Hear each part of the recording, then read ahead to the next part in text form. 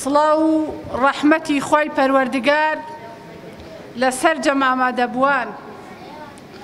سوپاس بۆ خۆی گەورە کە ئەم مەجلیسە نیورانیەی بە قسمەتی هەموومان کرد.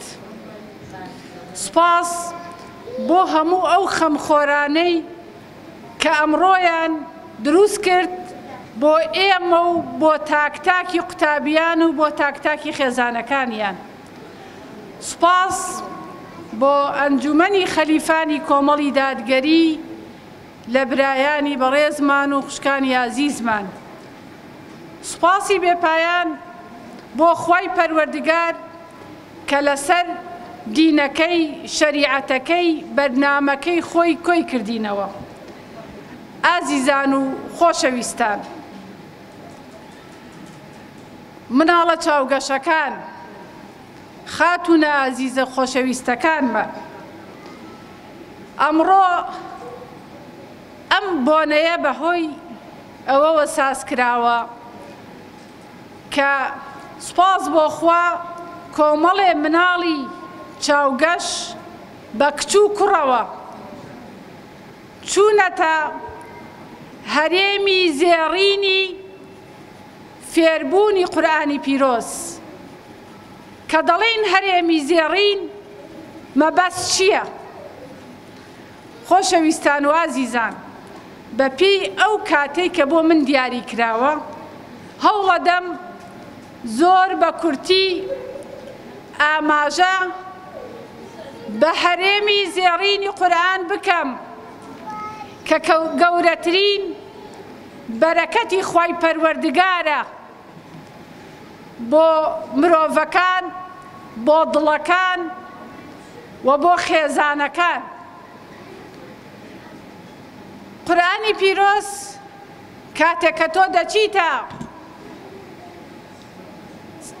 ناو ئەو هەرێمە زێڕینەوە بزانین چ کاریگەری و سوودێکی هەیە بۆ من،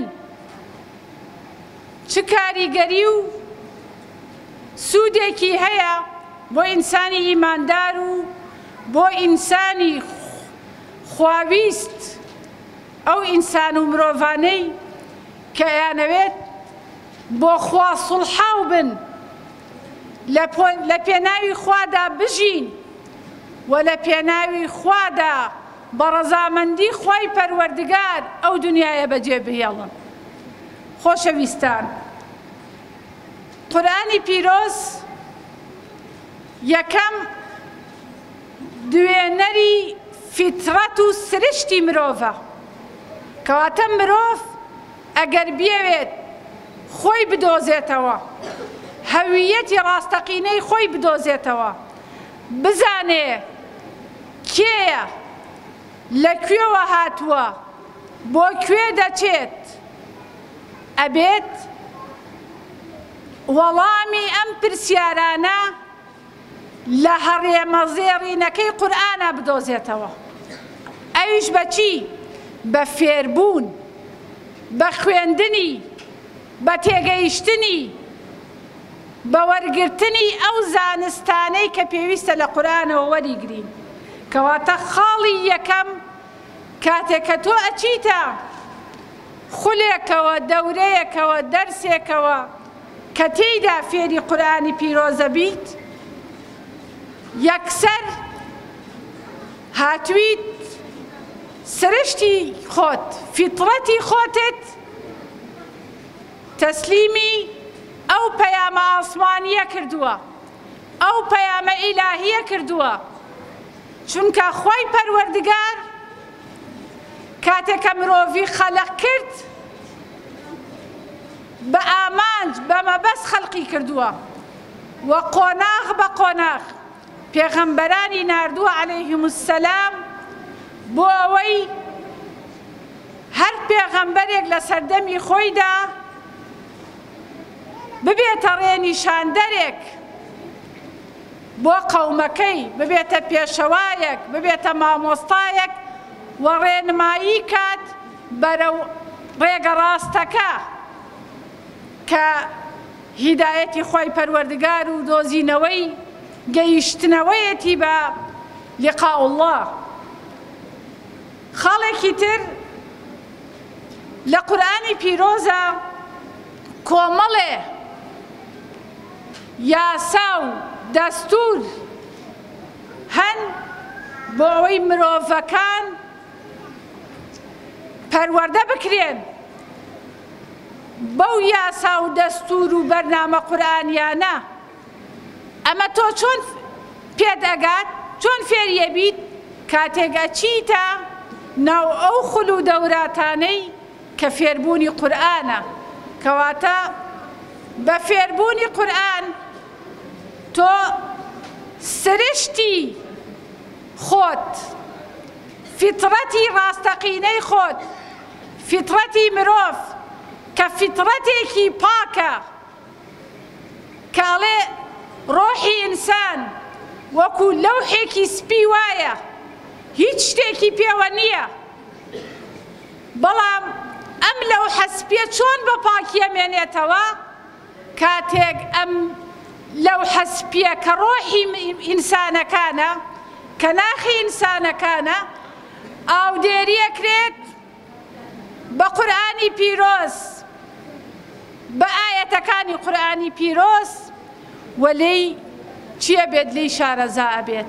کەواتە هەمووتان دڵنیام هەستان بەوە کردووە کاتێک کە قورئانە خوێنن چ ئاسوودەیەک لە ناختا دروستە بێت، چ پەیوەندیەکت لە ناخا دروستە بێت، چ خۆشەویستیەکت بۆ خۆی پەروەردگار لا دروستە بێت، چ خۆشەویستیەکت بۆ ڕەسوول الله سەڵات و سەلامی خۆی لەسەر بێت بۆ دروستە بێت کە ئەم پەیامە، ئەم قورئانە لە ڕێگەی ئەوەوە گەیشتووە بە ئێمە. ئەوە ڕەسوول اللهە کە قوتابخانەی ئێمەیە، کە مامۆستای ئێمەیە، کە پێشەوای ئێمەیە، کە سەرداری ئێمەیە. کەواتە بە خوێندنی قورئان، بە تەدەبور لە قورئان هەست بە ئاسوودەیەکی دەرونیەکەین.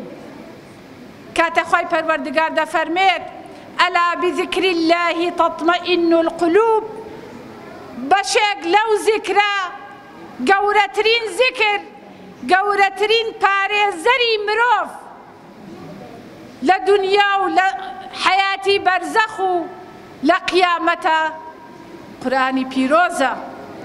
کەواتە ئەوە ئەرکی سەرشانی هەر تاکێکی باوەڕداری ئیمانداری موسڵمانە کە فێری قورئان ببێت، لێی تێبگات و بە فێربوونی قورئان، خوێندنی قورئان پێش هەموو کەس گەورەترین خزمەت بە خۆتەکەی.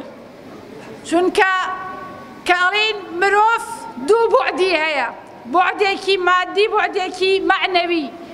بوعدە معنەویەکەی تۆ ڕۆحی تۆیە، ئەو ڕۆحەی کە لەلایەن خۆی پەروەردگارەوە بە تۆ بەخشراوە.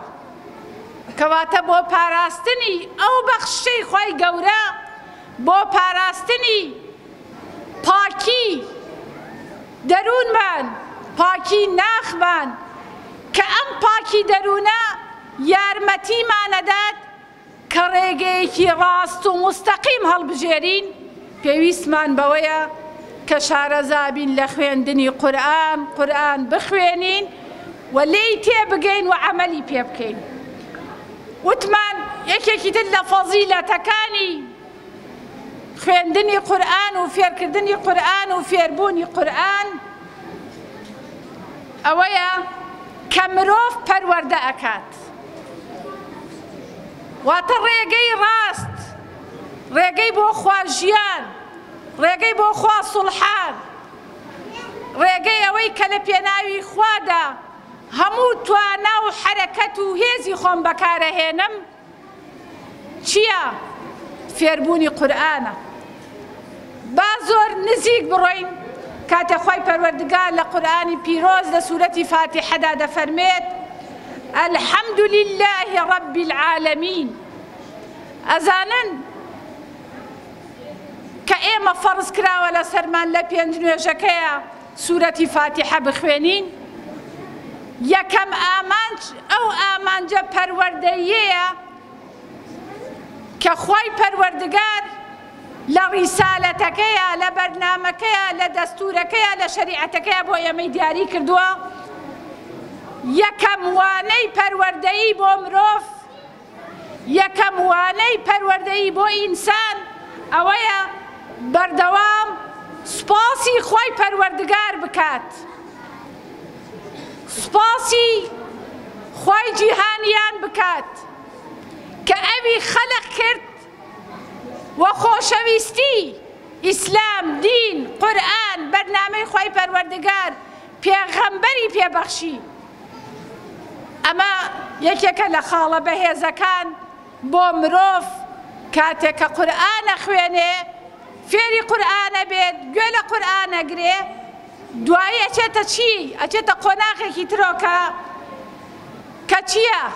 کە خۆی پەروەردگارە فەرمێ لە سوورەتی لوقمانە لە ئایەتی 17 کاتێک لوقمانی حەکیم ئامۆژگاری کوڕەکەی دەکات، یا بونەیە قیمی السەڵات، کەواتە هەر لە قورئانی پیرۆز کە خوێندبان فێر بووین، یەکەم ئەرک دوای شایەتومان کاتێک کە یەگەیتە تەمەنێکی دیاریکراوە، ئەقیمی السەڵات واتە نوێژ بکە، کەواتە نوێژ یەکێکی ترە لە پایەکان، ئەساسیاتەکان، بناغەکانی دینداری.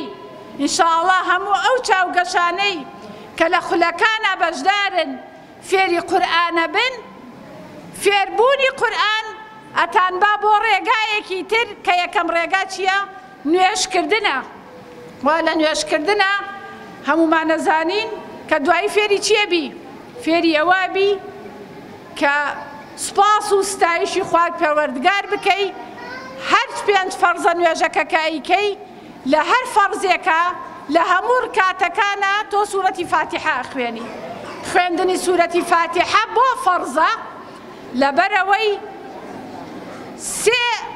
هەر سێ جۆرەکەی تەوحیدی تێدایە، هەر سێ جۆرەکەی یەکتاپەرستی وە خواپەرستی تێدایە.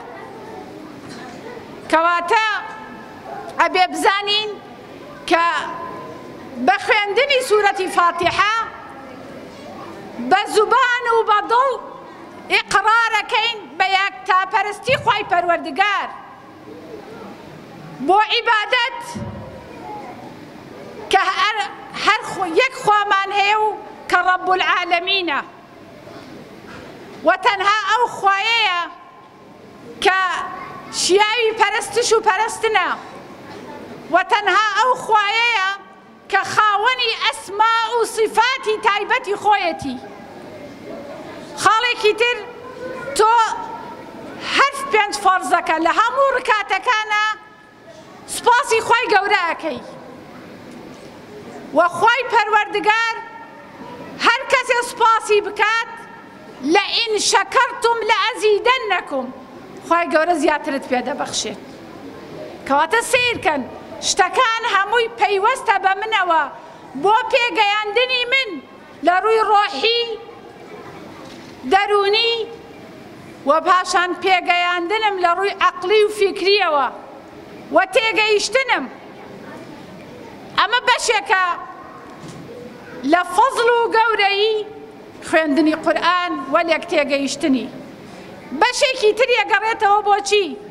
تۆ لە قورئانە کۆمەڵێ چیرۆک، پەند، ئامۆژگاری هەیە کە بۆ کەسێک بێوێت خاوەنی خۆی، کەسایەتی خۆی بێت، پێویستە شارەزای ئەو پەند و چیرۆک و ئامۆژگاریانە بێت بۆی ببنە عیبرەت و ببنە ڕێنیشاندەر بۆ ژیانی داهاتووی. کەواتە قورئانی پیرۆز و ئاەتەکانی قورئانی پیرۆز یەکەم مخاتەبەی ڕۆحی مرۆڤەکانەکات، سرشتی مرۆڤەکات بۆ ئەوەی بە پاکی بمێنێتەوە و بیبەستێتەوە بە خوای پەروەردگارەوە، بە خالقیەوە. خاڵێکی تر پەروەردەی ئەکات لەسەر ئاستی تاک، دواییش لەسەر ئاستی خێزان دوایش لەسەر ئاستی کۆمەڵگا و ئەو کەسانەی کە خۆیان ساغ کردووەتەوە بۆ خزمەتی قورئان دڵنیابن ئەبێ ڕازگۆ بن لەگەڵ ئەو پەیام و بەرنامەیەی کە لە قورئاندا هەیە و ئەبێت پند وەربگرن چۆن و لە چ زەمانێک و چ قۆناغێکا ئەتوانن ئەم پەندە بەکاربێنن بۆ خزمەتێکی زیاتر واتە بەشێک لە ئاەتەکانی قورئانی پیرۆز کە باز لە یاسا و دەستورە قورئانیەکان ئەکات ئاگاداری مرۆڤەکان و کۆمەڵگە مرۆڤایەتیەکان ئەکات ئەبێ ئاگاداری ئەوە بن لە هەر شوێنێکن ئەبێ لەو سنوورەی تۆ کار بە یاسا و دەستوری قورئان بکرێت یاسا و دەستوری قورئان سەرچاوەی سەرەکی و بنیادی بۆ یاسا مەدەنیەکان بێت نابێ هیچ یاسایەکی تر خۆی بکا بە جێگرەوەی یاسای قورئان و بەرنامەی خوای پەروەردگار چونکە مرۆڤەکان لە سایە و سێبەری بەرنامە و یاسا و شەریعەتی خوای پەروەردگار ئەتوانن ئاسوودەیی دنیا و ئاسوودەیی قیامەت بەدەست بێنن بۆیە ئازیزان خۆشەویستان ئەوەی گوێی لە بەرنامەکەی ئێمەیە لە خیتابەکەی ئێمەیە ئەبێ ئاگادار بی بەردەوام پشتیوانی لەو هێزانە بکەن کە ئەیانەوێت شەریعەت سالار بێت شەریعەت سەروەر بێت هەموو یاساکان کە بۆ خزمەتی کۆمەڵگا ئەبێت ئەو یاسایەن کە لە ژێر سایە و سێبەری شەریعەتی خوای پەروەردگاردا ئەنرێن نەک ئەو یاسایانەی کە لەسەر بەرنامەی کوفر و ئیلحاد و زایۆنیزمی جیهانیدا ئەنرێت یاسا قورئانیەکان ئەتوانن باشترین خزمەت بە دنیا و دواڕۆژی هەموو گەل و میلەتێک بکەن و ببنە مایەی بەختەوەری و بەختیاری و بەدەستهێنانی ڕەزامەندی خوای پەروەردگار وەسەلام عەلەیکم وەڕەحمەتوڵڵاهی وەبەڕەکاتوه